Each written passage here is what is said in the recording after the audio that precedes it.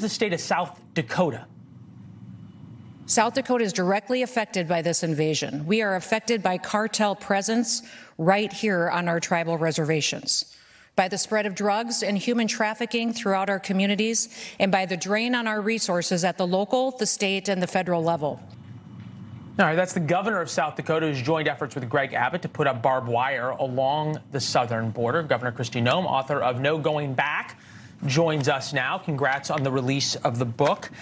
The number 2 million struck me as interesting because in the break, I Googled the population of South Dakota. That is more than double, and I know you know this, the population of your state. Let's put what's happening at the border aside because we know that's a crisis. What are we going to do with all the people who are already here? That's what's so incredible is that if you add up what's come in just under the Biden administration, it looks like it's up to 10 million people. So it's larger than the size of 30 of our states that are now in the United States of America. So that's what's incredible, the amount of people that have been added to our population that violated federal law, came into our country, and now are filling our cities, but they're filling our small towns as well. They're becoming burdens to government programs. Our nonprofits are working to take care of people and address this with humanity. But what's interesting to me is the amount of dangerous people we're letting into the country as well. Known terrorists, criminals. I appreciate all that. I'm just wondering what to do with hopefully we can agree on kicking the dangerous people out, like the 4 illegal immigrants who beat up the New York cops. Kathy Hochul says she may want to have them deported, but just the people who are there. I'm thinking about the people in South Dakota that you talked about that are a drain on resources. What do you do with those people? They came into our country illegally. They need to be deported. They just do. They broke our federal law. They need to go home and come here correctly. We're either a nation of laws or we're not a nation of all. And right now, the problem is we've got President Biden setting a poor example. He's being a leader who's knowingly violating federal law, and that is putting us in a very dangerous situation. I've declared the southern border a war zone. It's an invasion of our country. Today, I informed our legislature and the people of South Dakota the real crime and trafficking and the drugs that are infiltrating our state. I have 9 tribal reservations. I have no jurisdiction there.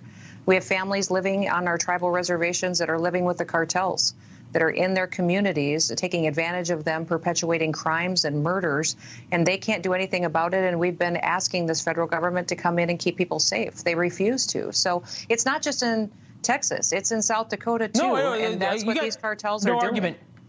No argument there. In Wisconsin, in my home state of Missouri, and in others.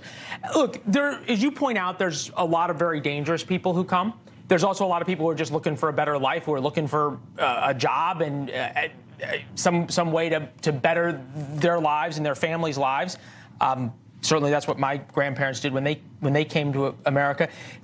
Part of the economic incentive is people being able to find work. I think about the most effective way to disincentivize is E-Verify, which is to keep people from being able to get a job because their identity has to be verified by their employer, and you can't hire illegal immigrants. We looked up South Dakota. Voluntary E-Verify, not mandatory, ranks near the bottom in both the number of employers and usage in your state. Why is that, you think? I think it's because in South Dakota, we don't try to come in as a government and mandate everything. We've got a lot of businesses that have stepped up and done that, and they're more and more are doing that every single day because of this situation. The people of South Dakota are incredibly patriotic, and they want our laws to be upheld, and it's been incredible to see the support that they have for making sure that people follow our laws in this country. I was the very first governor to deploy National Guard to our southern border over 3 years ago. We've deployed there 3 times now.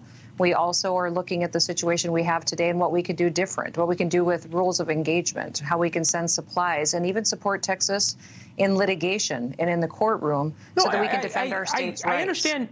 I understand all that, and you make valid points about why this is so dangerous at the border. But the single biggest thing in terms of de-incentivizing illegal immigration into South Dakota would be to make it so people can't get employment there. And you're saying that you don't want to have mandatory E-Verify because you don't want to be heavy-handed with the employers? It's been a topic of debate in South Dakota for many years. In fact, when I was in Congress, we've talked about it, and it was debated when I represented our state at the federal level, and then as governor as well. It's a topic of conversation, too. I think that most of our businesses out there proactively do it. My first instinct is not that the government comes in and mandates everything and pushes businesses, but we educate them, give them tools, and overwhelmingly they're using it. So, you know, people can always point to a state and say that they should be mandating things. I choose to inform my folks on what the options are, and E-Verify may be a choice that we make. But I believe a lot of times that those debates need to include the cooperation with the legislative leadership as well. And so we're continuing to do that. That's certainly something I've always supported. Because it's not the law today, it doesn't mean that I, as a governor, am going to come in and mandate it and force it on our businesses. But I certainly have always supported E-Verify. Fair enough. Governor, we appreciate you being here. We know you've been outspoken about this. You were one of the first ones to talk about it. It's an important issue. It's something we've been obviously covering on the show. Thank you. Yeah, thank you, Leland. Have a great day. All right. Yes, ma'am.